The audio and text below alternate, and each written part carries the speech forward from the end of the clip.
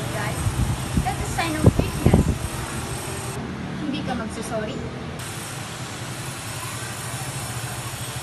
Magsorry ka na. Magsusorry ka o hindi? Putang ina sa uwi. Magsorry ka na sa lahat ng kagaguhang ginawa mo sa akin simula nung bata pa tayo para matapos na to. Magsorry ka na! Magsorry ka na, please!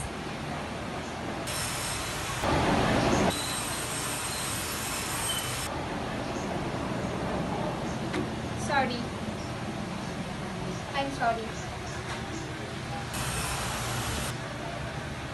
Joey, inurong ko yung kaso kasi sabi ng parents mo, sising-sisi ka na at ready ka na mag-apologize. They lied. Itutuloy namin yung kaso. Okay. I'm going to get the best lawyer. I'm going all my connections. So that case, drag on and on.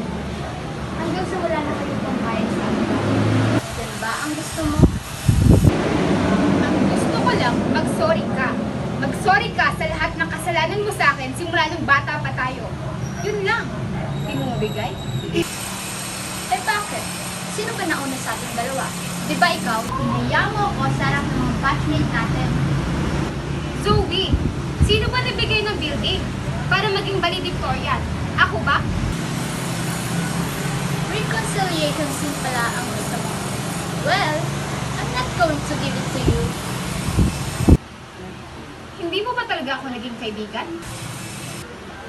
Kahit konti? Hindi mo ako minahal? Kahit isang segundo lang? Walang halaga yun sa'yo?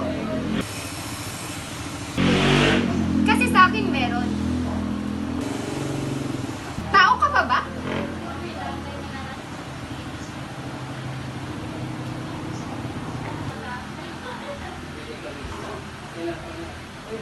Take this as a gift para maalala mo kung hanggang saan umabot ang kademonyuhan mo.